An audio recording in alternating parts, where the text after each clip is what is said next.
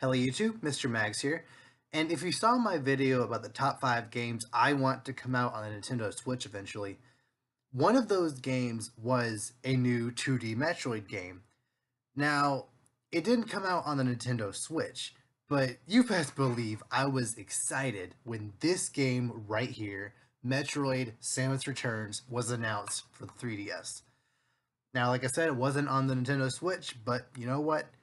I have a 3DS, a new Metroid game came out, and you better believe I was super excited. Like, just the fact that they they announced this game at E3 this year and released it 3 months later is insane. Only Nintendo could really do something like that. So, and especially for this to essentially be the resurrection of Metroid, it did its job super well. And this is basically just gonna be a video about me gushing about just how much I love this game. And just start off, uh, the title itself, Samus Returns. They knew what they were doing. Um, Metroid had been kind of dormant for the past over 5 years since was it Other M in 2009, I think. So yeah, way longer than 5 years actually. If I got those numbers right, and people were upset with Federation Force because it just didn't feel like a Metroid game, and you couldn't play as Samus. So yeah, they knew Samus had to return for the next game. So just the fact that they named it Samus Returns, that's an awesome title. And I mean, it also was an homage to it being the a remake of Return of Samus on the original Game Boy, which I never played. So being able to experience this game finally was really nice. But not everything about this game I love. So before I really talk about everything I like about this game, I'm going to start by delving into what I more or less didn't like. Now, the first thing that I didn't really love about this game was the Metroid boss fights to a certain after a certain point. Now, I really liked the different forms the Metroids took. And overall, the fights themselves were really interesting. The only problem is that I just wish that each individual boss fight had just slight variations here and there. Because after fighting the first stage, I think maybe 20 times, it felt like almost 20 times you fought that first form of Metroid. After fighting it 20 times, and only really having a fire and electric variation, it just didn't really. It just didn't. I just got super tired of fighting that same boss over and over again. And then when it moved on to the second form, sure, it was fine. The first, even second time, but then the third time when it started, running away from you and you have to go chase it down, it just got really tedious and like kind of not boring, but just irritating to fight after a while. And then after you fought that first one that ran away, the next five would do that as well. So yeah, the one good thing about these boss fights is that they were never hard. Um, uh, they were always I never lost to any of the lower level Metroid bosses. I did lose to the I think it's Omega form. I could be wrong about that. The kind of on 2 feet kind of raptor looking thing. I did lose to that first one a couple of times just because I couldn't really get down the pattern at first. But then I think there was 3 or 4 of those, and again there was really no variation between them. But that they were never super hard, and even the Queen Metroid, I think I lost. It took me about 3 or 4 tries, which is fair for what's essentially the final boss of the game, which I'll get to other bosses later. Um, so yeah, the I feel like what they could have done was I don't know, maybe have some where there are 2 Metroid bosses at the same time. Actually, that might have happened. I can't really remember, but if there was like multiple Metroids at the same time or had different I don't know phases or have other elements in the stage around it that just made at least the majority of the fights unique. That just would have made the whole game a little less tedious. Because outside of that, it was super fun. Ironically, killing the Metroids so many times was sometimes the least interesting part of that game, which is really not what should be happening when that's the main focus of what you're doing there to exterminate all the Metroids. They should really try to make the killing of the Metroids the most interesting part of the game. But you know what? It's fine. They were a lot of the fights were fun, so I can't really complain. Especially the mother Metroid, I think that's what it's called, the one at the very end. I really did like that fight. So yeah. The next thing that I didn't love about this game was not being able to change your beam attacks except by using the touchscreen. Um, Especially in those levels where you had to like run away from certain enemies or like change from regular fire to ice to uh your laser whip thing to swing really quickly. It just got really annoying after a while not being able to like, I don't know, press a button or something and pressing down on the D-pad or on the circle pad and just switching in between them. Like I it didn't never took away from the experience because I personally never really changed off of the standard fire that often.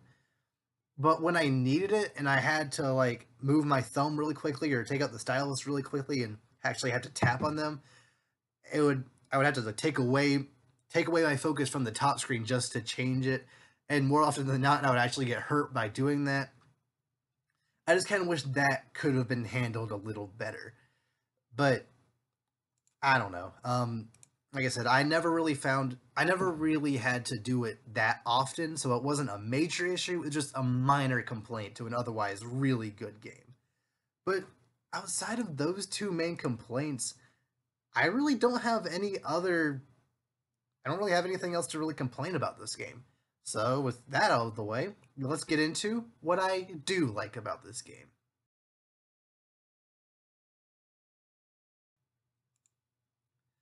Now, the first thing I want to talk about is the added melee attack. Now, my favorite game in the Metroid franchise is Metroid Fusion, and I like just how well paced that game is. You run and gun, you just the all the enemies seem fair. It's a really well paced game, and I feel like this game, a lot of people I've heard feel like the melee attack slows the gameplay down too much, but I don't know. I personally feel like it gives more personality to the enemies and to Samus herself. Like, especially since she's been in Smash Bros for so long, it makes sense to give her more of more close combat abilities like that. Um, as far as I could tell, the only thing I was kind of iffy about with the melee attack is that I don't think you can kill an enemy just by melee attacking. I kind of wish that was a mechanic. Like maybe you could melee attack them like after 3 melee attacks they died, or even like press X and hold it down to like kind of do a second attack or something. But what they did was fine. You attack and then it slows down. You can shoot easily. It just and also the cinematics that happened when the time did slow down. You had time to shoot, especially during those boss fights. Boss fights were awesome. So and also like I was honestly kind of worried that having to melee attack every single enemy would get really annoying after a while. But just how the game is paced, after a certain point, you didn't even really need to melee attack that often anymore. So it really never became an issue like I was fearing. So that's good. And I kind of already touched on this, but I appreciate just kind of how the game is overall paced. It's much slower than the average Metroid game, which I didn't have a problem with, especially with the 3D or 360 degree aiming. Um, which allows you to basically hit anything anywhere, which is something that kind of did bug me about previous Metroid games, especially Fusion and especially Super Metroid. Um, if something is like just barely out of your reach, you either have to like jump or like angle and jump or like wait for it to come to you. I just felt like you were in much more control of Samus with this, and that I really feel like that's what they were going for. It didn't even really bother me that you couldn't move while doing that. Especially since a lot of the enemies do come at you anyway. If you do it prematurely, just wait like a second or two and they'll come to you. I I didn't really find it a problem like a lot of people seem to do, which again I don't really understand, but whatever. Um, the only thing that really took away from my experience of Metroid Fusion, outside of the not being able to necessarily shoot everything you want to when you want to, was things were hidden so well in that game. There were multiple times where like I bombed everything in the room. I used a super bomb, and I still couldn't find certain things that I would need. You know, like um, missile upgrades or energy tanks or stuff like that. And that, especially in this one stage where you're running, you kind of get fall into this pit type thing, and there's no way to get out. You don't have the super jump yet. You don't have the screw attack yet. You can't even bomb jump yet. So you don't know what to do. So you try bombing everything and nothing's working.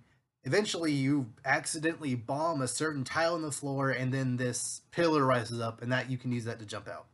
There was no indication of that at all, and that kind of bugged me with that, and also Super Metroid to an extent. But with this game, the added scanner was a blessing. It didn't take away from anything because you're still exploring this world. Um, I it didn't really it took away from the frustration that there was in Fusion and Super Metroid because a lot of people were saying like, oh, it took away from me, from the exploring aspect. No, it didn't. You knew exactly where you had to go most of the time in Samus Returns. Where you need to go is still kind of far away. You either have to bomb jump up there, super jump, or either missile or something. And a lot of the times they don't even tell you how exactly you need to do it. So you see there's a little block that you can break. You try breaking it with a bomb, but you need a missile or even a super missile. So yeah, I don't find that to be an issue at all, in my personal opinion. Um, if anything, it just made the game even that much less frustrating and even more inviting to play, essentially. And just the other abilities that you do get, I think they're called Aeon abilities. I could be wrong about that. Um, especially the upgrade to your blaster, just being able to mow down enemies like crazy. Especially after you get the upgrade that makes your attack go through walls. That was legitimately one of my favorite moments in the game. Towards the end, there's this part where there's a lot of robot enemies that generally give you a kind of hard time throughout the game, and there's a an Aeon energy recharge machine at the bottom of this giant pit, and there's also another one kind of halfway up. So basically, what it wants you to do is use the charge up, use the regular laser charge up Aeon ability, and just kill everything in sight. And I love it when games do that. It gives you everything you could possibly need and just says go wreck stuff. Just go do it. And that was so fun. I think in that room there was also those flying swarms of bees or whatever. You just mow right through them. that that was legitimately one of my favorite moments in a game, in at least in recent memory. So yeah, and also the one that slows down time, it it removed the need for the what are they called, shine sparking, when you run really fast and go through stuff and have to like jump up in the air real quick. Like I never got the hang of that in Fusion or Super Metroid. So basically taking away the need for that and instead making it so that you slow down time and have to run across falling blocks. That I felt like that was more natural to the world. It just didn't really. I never really understood why certain blocks needed certain weapons or whatever to break, especially the ones that you just run really fast through. You slowing down time and running across falling rocks behind you, you're just going faster than they're falling.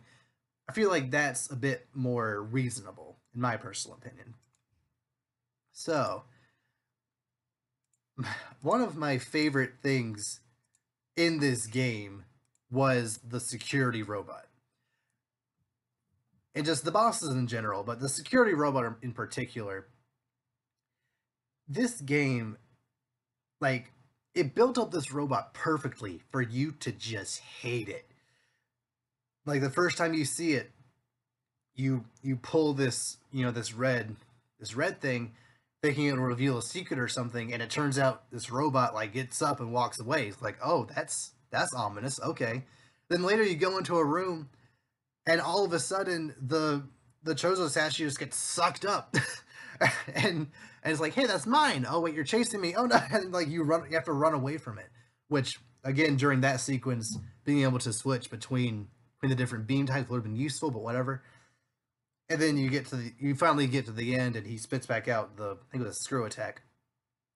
And then it happens again later where you enter a room and the Chozo statue is just gone. The floor is gone. And you basically knew, like, okay, I know what's up. I feel like this is going to be the final battle. And yeah, it was. Like, that was a good fight. It was honestly one of the most challenging fights in this game, much harder than even the final boss or even the final Metroid boss. I think it took me like over 10 tries to beat the security bot. And like I said, they built it up so perfectly for you to just hate this thing that I'm gonna show a clip in a second. What Samus does to this thing is just one of my favorite moments in a game. It was one of my favorite cutscenes in a game I've ever seen.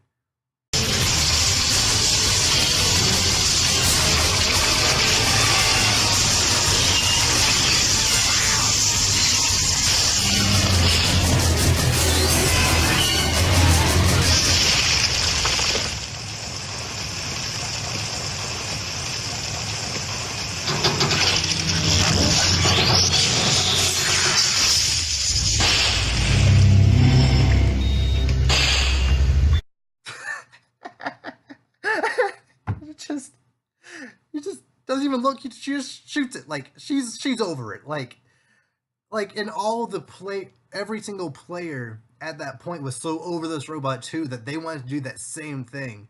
Like as soon as it went down, like as it was falling, I was like, I just want to kill that thing even harder. And then Samus did it. It's like yes. And to add even more insult to injury, it spits out the power bomb, and you get to blow it up with a power bomb. Like, yes, yes, that is what I wanted. Just obliterate this thing in all possible ways. That was that was a good sequence of events right there. And also the Ridley boss fight was also really good. I honestly wasn't expecting Ridley to show up in this game at all because he wasn't in the original Return of Samus. So when he did show up at the very end, I was legitimately surprised. Especially since I wasn't entirely sure like where the Prime series fell. I thought it was in between Super and Fusion, but apparently it's in between the original and 2.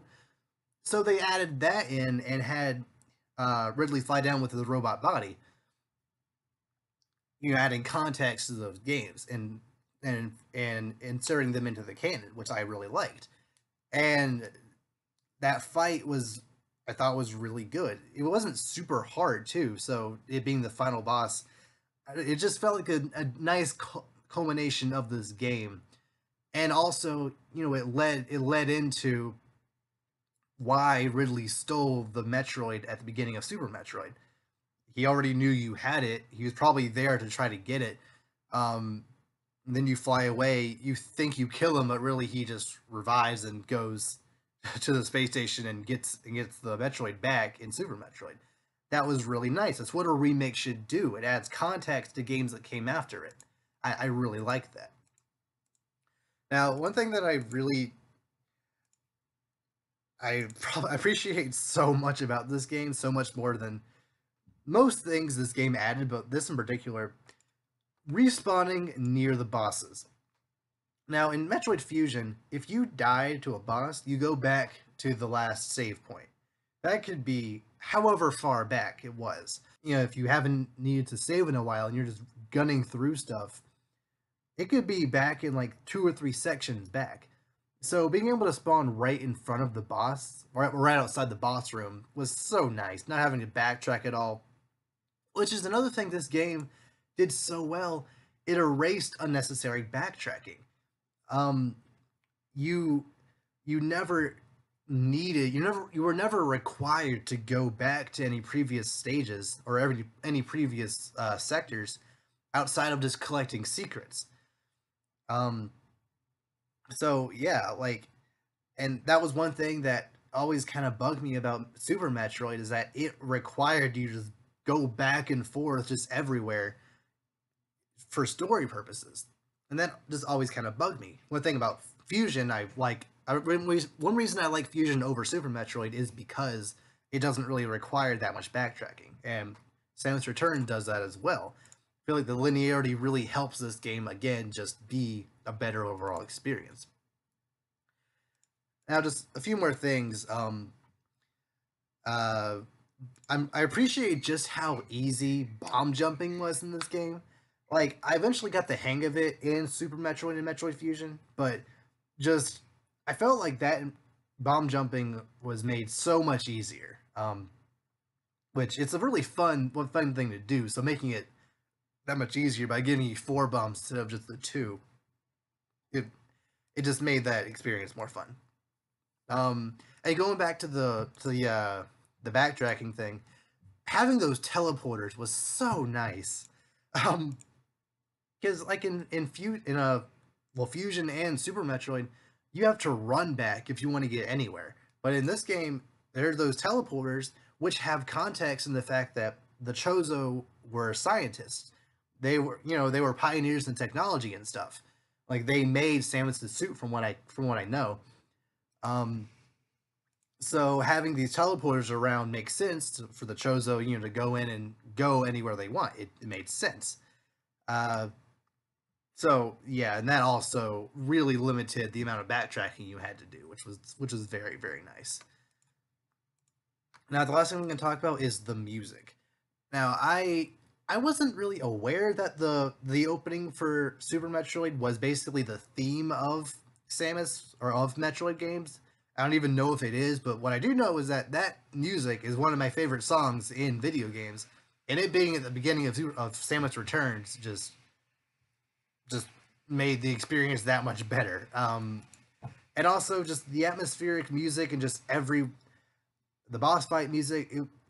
It I don't think it was necessarily better soundtrack than Super Metroid, especially since it reused a lot of the same music, but it it was on par with a lot with at least Fusion in music terms.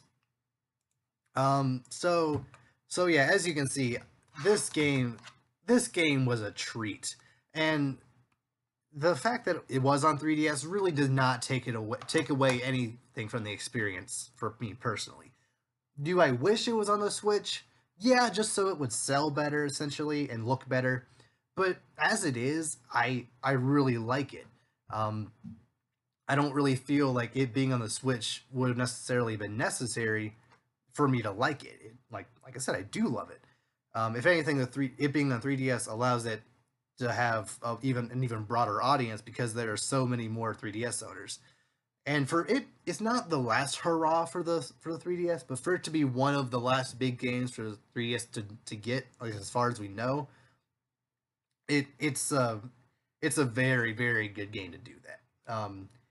And especially since it is the most or the first real Metroid game we've gotten in a while, I'm just so glad it exists.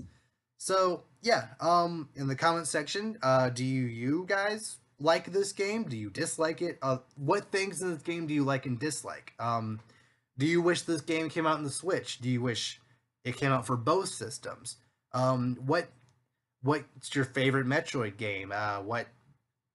What improvements do you think they could make for a future 2D Metroid game that would come out on the Switch? So yeah, leave your comments down below. I like to have a discussion going, and see ya.